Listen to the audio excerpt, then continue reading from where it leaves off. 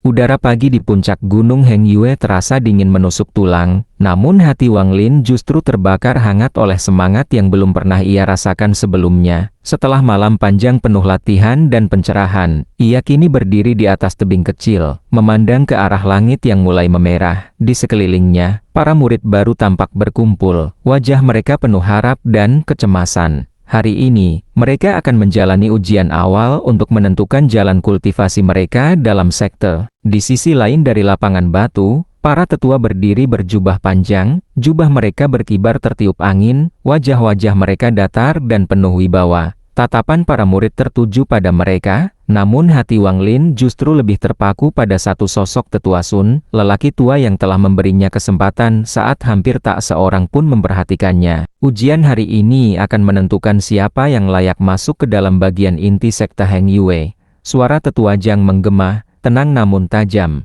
Kalian akan diuji dalam penyatuan Qi, kekuatan spiritual, dan kemurnian niat hati kalian dalam mengejar jalan Dao. Para murid mulai bergerak maju satu persatu, menginjak formasi batu yang telah diberi garis khusus untuk mengukur aliran Qi dalam tubuh mereka. Beberapa dari mereka hanya mampu mengaktifkan sedikit energi spiritual, tanda bahwa bakat mereka biasa saja. Sebagian lain, terutama mereka yang berasal dari keluarga kaya atau memiliki garis keturunan kultivator, menunjukkan bakat yang jauh lebih tinggi. Wang Lin berdiri di barisan belakang, ia tak punya nama, tak punya koneksi, dan bahkan kultivasinya baru saja mulai, namun ia punya satu hal yang berbeda, tekad, dan tekad itu kini mengalir dalam darahnya, menyatu dengan Qi yang telah ia latih malam demi malam. Ketika namanya dipanggil, suasana mendadak hening, beberapa murid berbisik, sebagian mencibir, mengingat reputasi Wang Lin sebagai anak biasa dari keluarga rendahan. Namun Wang Lin melangkah maju tanpa keraguan, langkahnya mungkin tak gagah, tapi matanya menyala tajam seperti pisau yang baru diasah. Ia berdiri di tengah lingkaran batu, lalu duduk bersila, menutup mata, dan mulai memutar Qi dalam tubuhnya. Detik demi detik berlalu. Awalnya tak ada yang terjadi. Beberapa tetua mulai menoleh ke arah lain, menganggap waktunya terbuang. Namun kemudian, batu di bawah Wang Lin mulai bergetar ringan.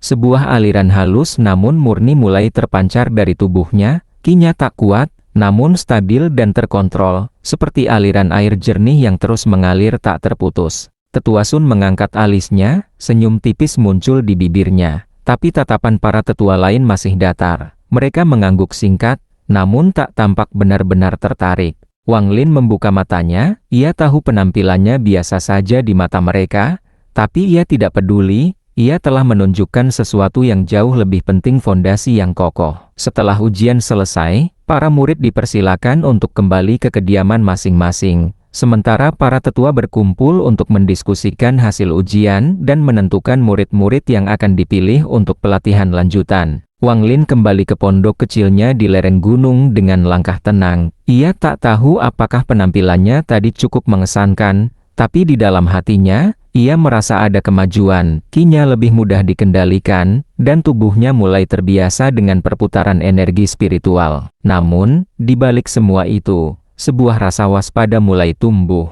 Ia menyadari bahwa dunia kultivasi bukan tempat yang adil. Kemampuan bukan satu-satunya ukuran, koneksi, garis keturunan, bahkan keberpihakan tetua semuanya bisa memengaruhi nasib seorang murid.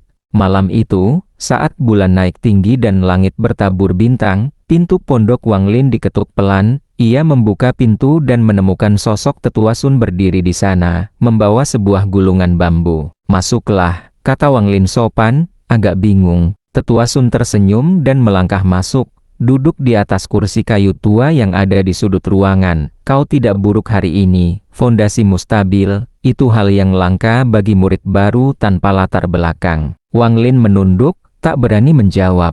"Ambil ini." Tetua Sun mengulurkan gulungan bambu. "Itu teknik dasar kultivasi dari aliran dalam sekte Hengyue. Aku tak bisa memberimu teknik yang tinggi, itu harus melalui persetujuan majelis, tapi yang ini akan membantumu memperkuat fondasimu." Dengan tangan bergetar, Wang Lin menerima gulungan itu. Matanya melebar ketika ia membuka dan membaca isinya. Teknik itu tidak rumit, tapi memiliki catatan rinci tentang aliran meridian, jalur Qi, dan bahkan metode pernapasan dalam. Aku berterima kasih, Tetua," gumam Wang Lin tulus. Tetua Sun bangkit perlahan.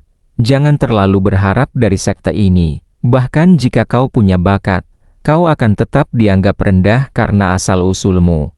Tapi jika kau bisa bertahan lebih lama dari yang lain, dunia ini bisa kau genggam. Kata-kata itu tertanam dalam benak Wang Lin seperti ukiran di atas batu. Ia tahu, sejak hari itu, bahwa dunia kultivasi bukan sekadar tempat latihan, ini adalah medan pertempuran, dan setiap langkahnya, setiap napasnya, harus dipertaruhkan demi bertahan hidup dan naik ke atas. Setelah kepergian Tetua Sun, malam menjadi sunyi. Namun di balik keheningan itu, mata Wang Lin menyala, ia duduk bersila, membuka gulungan teknik, dan mulai melatih ulang aliran Qi-nya berdasarkan metode baru. Waktu mengalir, dan seiring detik berganti menit, dan menit menjadi jam, tubuh Wang Lin mulai memancarkan aura tipis. Qi di sekelilingnya merespons, perlahan mengalir ke dalam tubuhnya, latihannya menjadi lebih halus, lebih sinkron dengan alam. Itu bukan kekuatan yang akan mengejutkan sekte dalam waktu singkat. Tapi itu adalah kekuatan yang jika terus diasah akan menjadi fondasi tak tergoyahkan dari seorang kultivator sejati. Hari-hari berikutnya berlalu dalam keheningan yang syarat tekanan. Para murid baru ditempatkan ke dalam kelompok-kelompok berdasarkan hasil ujian mereka, dan seperti yang telah diperkirakan Wang Lin, ia tak termasuk ke dalam kelompok manapun. Ia tak mengeluh, ia hanya mengamati, diam-diam menyimpan segalanya di dalam hati. Saat murid-murid lain berkumpul untuk pelajaran bersama para tetua, Wang Lin kembali ke pondoknya, mempelajari teknik dari gulungan yang diberikan oleh Tetua Sun, mengulangnya tanpa henti hingga titik darah terakhir dari tubuhnya ikut bergetar. Tiap malam, saat cahaya bulan membasahi Gunung Heng Yue, ia duduk bersila di atas batu besar, menyerap energi spiritual dari alam. Perlahan tapi pasti, Qi dalam tubuhnya mengalir lebih cepat, lebih bersih, dan lebih padat. Tubuhnya mulai beradaptasi dengan dunia yang ia masuki, dan pikirannya tak lagi dipenuhi oleh keraguan. Namun dunia luar tidak begitu diam. Kelompok-kelompok yang merasa lebih unggul mulai memperlihatkan dominasi mereka. Anak-anak dari keluarga bangsawan sering merendahkan mereka yang tak memiliki latar belakang, dan Wang Lin, dengan reputasi biasa, menjadi sasaran empuk ejekan dan sindiran. Suatu sore, saat ia sedang kembali dari mengambil air di mata air gunung, 3 murid muda menghadangnya di jalan setapak sempit. "Hei, Wang Lin, kau masih bertahan. Kukira kau sudah menyerah dan pulang ke rumah petanimu itu," ejek salah satu dari mereka, seorang pemuda berambut merah bernama Chu Tao, yang diketahui sebagai anak dari pengurus logistik sekte. Wang Lin menatap mereka sejenak, ia tak menjawab, hanya berjalan melewati, membiarkan mereka menertawakannya. Tapi saat ia melangkah melewati mereka, bahunya didorong keras hingga tubuhnya terhuyung. Ember kayu di tangannya jatuh, menumpahkan air yang telah ia bawa dari jauh. "Ups, maaf, kakiku terpeleset," kata Chu Tao, berpura-pura polos. Kedua temannya tertawa puas. Wang Lin menunduk, memungut embernya tanpa berkata apa-apa. Tapi di dalam dadanya, sesuatu mengeras, bukan amarah, bukan rasa hina melainkan keinginan untuk membuktikan sesuatu. Ia tahu, kekuatan sejati tidak diperoleh lewat kata-kata. Malam itu, ia kembali duduk bersila, namun kali ini, ada sesuatu yang berbeda. Konsentrasinya tak terganggu, napasnya lebih dalam, dan saat ia memutar Qi, sebuah titik hangat muncul di bagian bawah perutnya di lokasi dantian. Seolah-olah segala latihan dan penderitaan telah terbayar. Titik itu tumbuh, seperti bara kecil yang menyala tenang, tapi terus membesar. Wang Lin membuka matanya, di sana, dalam senyap malam, tubuhnya telah resmi melangkah ke tahap awal Qi condensation. Ia telah melewati gerbang pertama dunia kultivasi sejati. Namun langkah ini hanya awal. Di kejauhan, Gunung Heng Yue tetap berdiri kokoh, seolah mengawasi, dan di balik ketenangan malam, badai baru mulai berkumpul. Keesokan paginya, langit masih berselimut kabut saat Wang Lin membuka matanya. Namun kali ini, dunia tampak berbeda, udara di sekitarnya terasa lebih hidup.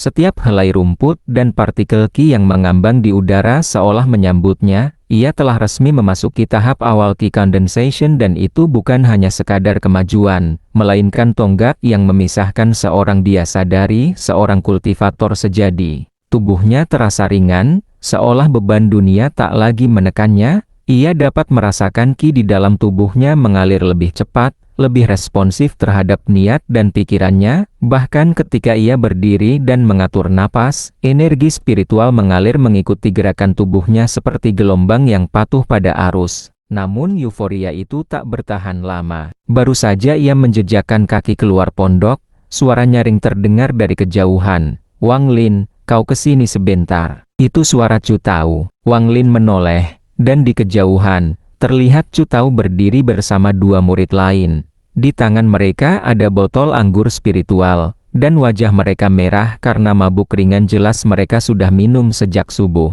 "Aku dengar kau sudah masuk tahap awal Qi Condensation," tanya Chu Tao, suaranya setengah mengejek, setengah menantang. Wang Lin hanya menatap, tidak menjawab.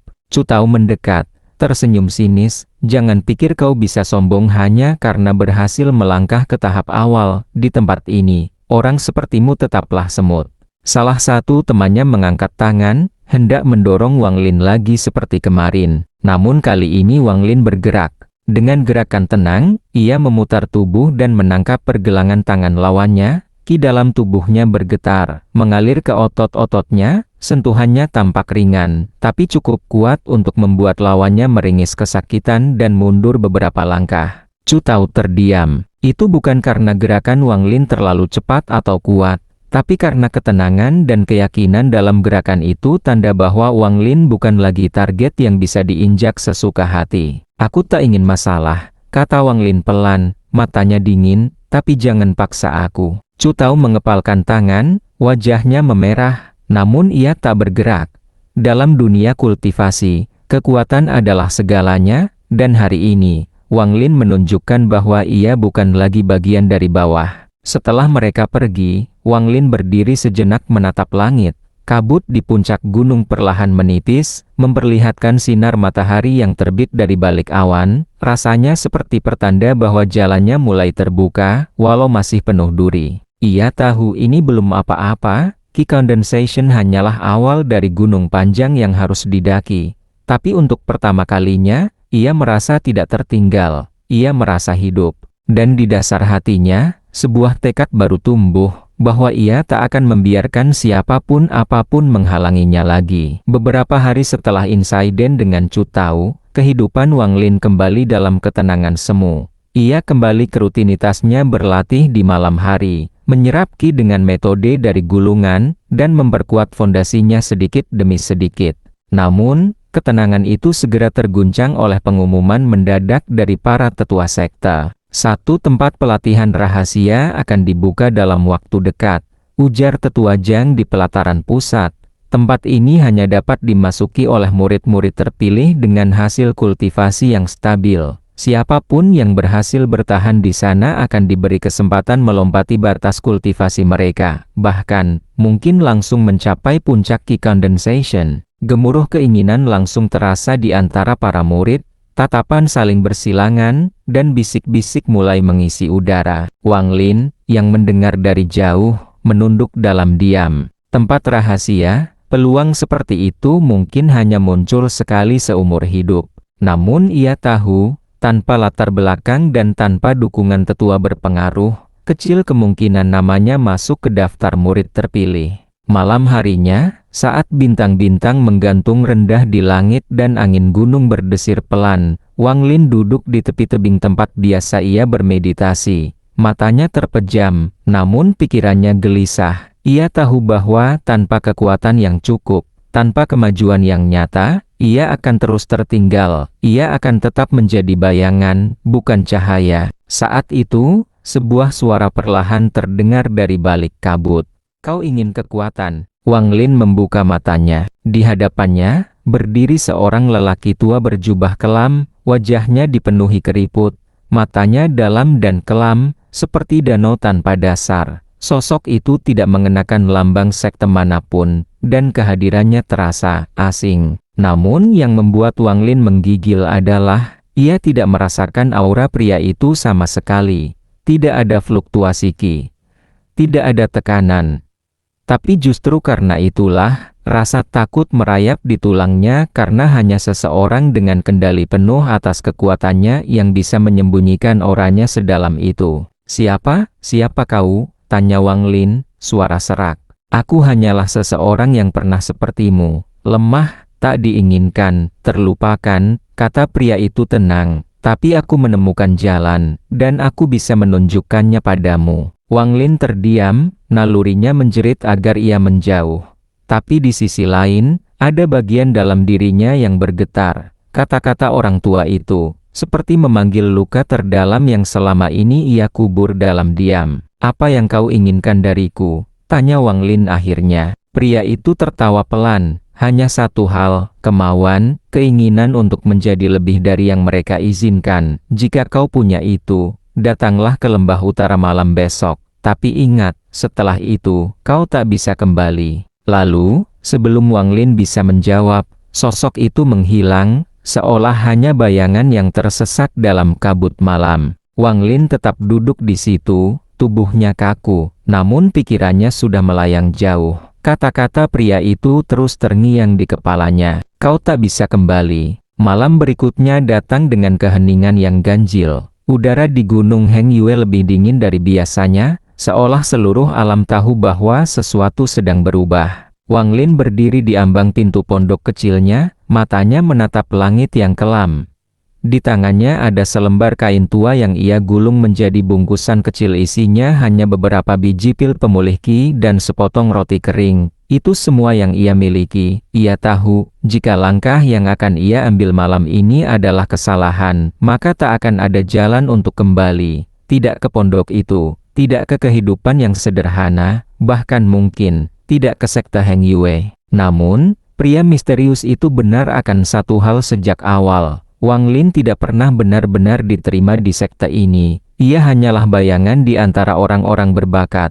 Hanya diperhatikan karena kebaikan hati satu tetua tua, dan ia lelah menjadi bayangan. Dengan napas panjang, ia melangkah menyusuri jalan setapak, meninggalkan cahaya lentera pondoknya. Tak ada suara selain desir angin malam dan derak dedaunan kering yang ia injak. Kabut mulai turun, menyelimuti jalanan menuju lembah utara, tempat yang jarang dikunjungi para murid, dikenal karena banyaknya binatang buas dan medan curam. Namun malam itu, Wang Lin tak peduli. Perjalanan menuju lembah seperti menembus lapisan-lapisan sunyi. Setiap langkahnya dipenuhi keraguan, tetapi langkah itu tak pernah terhenti. Hatinya bergemuruh, namun matanya tetap lurus menatap ke depan. Akhirnya, setelah hampir 1 jam berjalan, ia tiba di mulut lembah. Udara di sana terasa berbeda, seolah terisi energi asing. Kabut lebih tebal, dan pepohonan berdiri membungkuk, seperti menunduk menyambut sesuatu yang tidak suci. Wang Lin mengatur napas, lalu masuk ke dalam. Di tengah lembah, tepat di sebuah dataran batu yang dipenuhi lingkaran formasi aneh, pria berjubah gelap itu sudah menunggu. Jadi kau datang, ucapnya, tanpa senyum. Tak banyak yang memilih langkah ini, bahkan lebih sedikit lagi yang sanggup melewatinya. Wang Lin menatapnya tajam.